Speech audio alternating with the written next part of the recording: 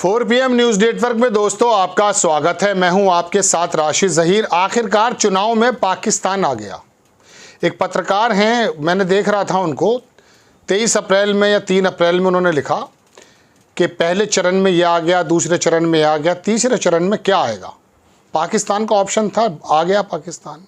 प्रधानमंत्री जी ने अपने बयान में कहा, बिना राहुल गांधी का नाम लिए, कि पाकिस्तान के लोग चाहते हैं वो जीत जाएं और उनका नाम लिया जा रहा है। पाकिस्तान को आना ही था। पहले मैं आपको दिखाता हूं मोदी जी ने क्या कहा। दीपक चौरसिया आप जानते हैं कितने महान पत्रकार हैं। इन्होंने ट्वीट किया मोदी जी का, उस क्लिप को लेकर के लिखा कि देश के चुनाव में आज पाकिस्तान की एंट्री हो गई।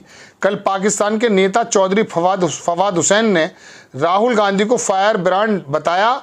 आज उसी को लेकर पीएम नरेंद्र मोदी ने राहुल गांधी का बिना नाम लिए कांग्रेस पार्टी पर कटाक्ष किया। कांग्रेस के लिए अब पाकिस्तान के नेता दुआ कर रहे हैं।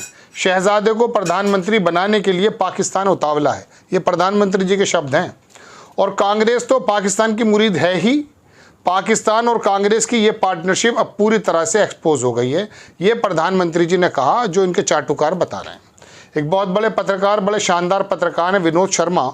उन्होंने लिखा कि फवाद हुसैन नेता नहीं है, ना वो कभी था।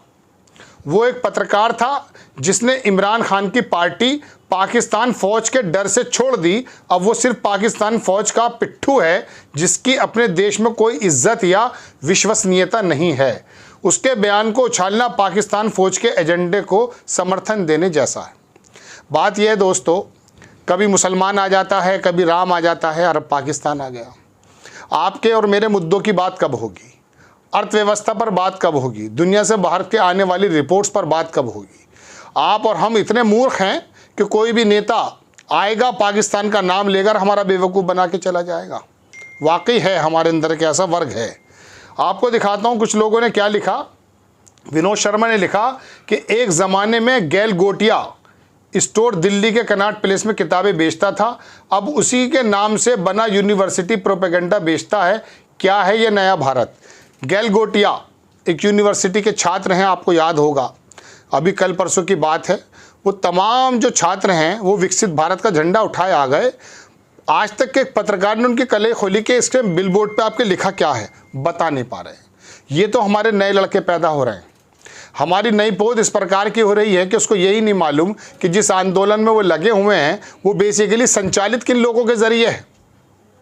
वो तो खैर एक अलग चीज़ है। अब मैं दूसरी चीज़ दिखाता हूँ आपको दोस्तों। इसके अंदर क्या लिखा है एक साहब ने, वो देखें आप। आज़ाद परिंदा करके जो ट्विटर हैंडल है, उसने कहा कि ये देश के प्रधानमंत्री हैं, इनके पास वोट मांगने के लिए कोई मुद्दा नहीं है, तो अब पाकिस्तान की एंट्री होनी ही थी। हिंदू मुस्लिम चल नहीं रहा, मंदिर मस्जिद भी नहीं चल रहा, तो भैंस मंगल सूत्र के बाद पाकिस्तान की एंट्री होनी थी। ये हैं वो राजेश मंगल जिनके बारे में कह रहा हूँ कि पाकिस्तान तो चुनाव प्रचार में आना ही था। इन्होंने 23 अप्रैल को, सॉरी मैं 3 अप्रैल बता गया था, 23 अप्रैल को लिखा कि पहले चरण में राम आ गए, दूसरे चरण में हिंदू मुस्लिम आ गया, तीसरे चरण में क्या आएगा। इसमें इन्होंने 3 ऑप्शन दिए थे। पाकिस्तान, जान से मारने की धमकी, आंख में आंसू। मतलब क्या कर सकते हैं महामहिम, आखिरकार पाकिस्तान को ले आए।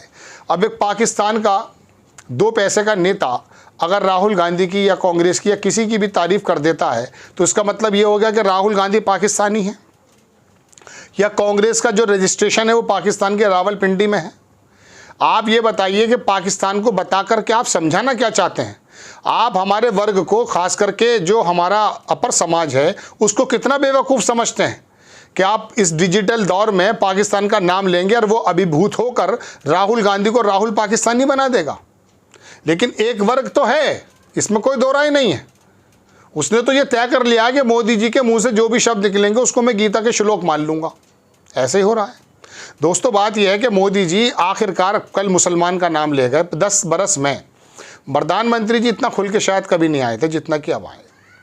मुझे तो गुजरात वाले वो प्रधानमंत्री जी याद आने लगे जब गोधरा कांड और गुजरात कांड हुआ था। उस समय जो दुनिया भर के अंदर इनकी जो जितनी भी वो हुई थी तारीफ़ें, वो तो आप समझ सकते हैं।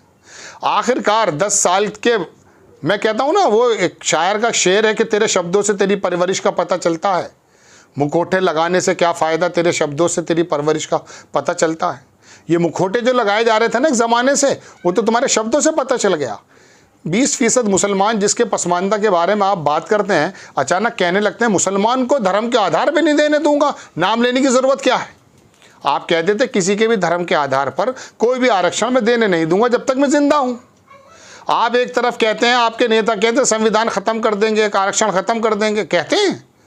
मोहन भागवत की रिपोर्ट मैंने परसों तरसों बनाई, देखिए आप। उन्होंने कहा समीक्षा होनी चाहिए, बिल्कुल ये नहीं कहा कि ख़त्म होना चाहिए, लेकिन समीक्षा की बात की है। आप भी कहो ना कि समीक्षा होनी चाहिए आरक्षण की। प्रधानमंत्री जी के अंदर वाकई अगर इतना जो है, मैं कह सकता हूँ कि कुछ कर गुजरने का जज्बा है, तो कहें कि मैं आरक्षण की समीक्षा करूँगा।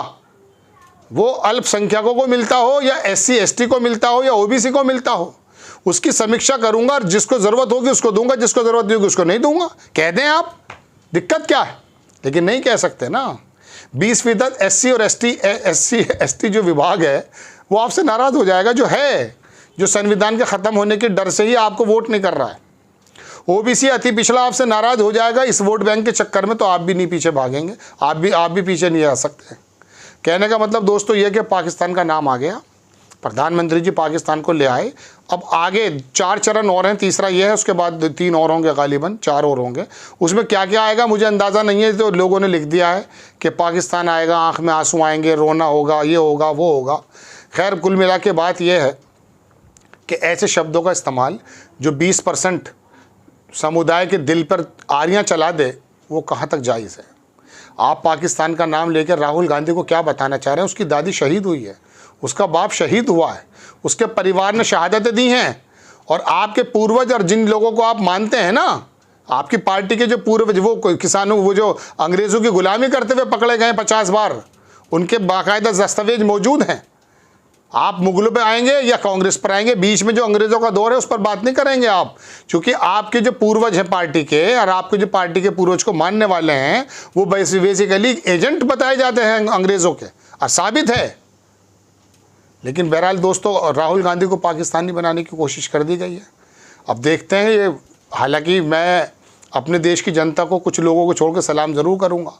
न वो 22 जनवरी के फेरे में आए, न वो किसी और फेरे में आए, बुनियादी बातें की और रिजेक्ट कर दिया, नेगलेक्ट कर दिया उन तमाम मंगलसूत्र, गोबर भैंस के तमाम जितने भी बयानात हो सकते थे उनको रिजेक्ट कर दिया और बताया इस 2 चरणों में तो ऐसा ही महसूस हुआ है।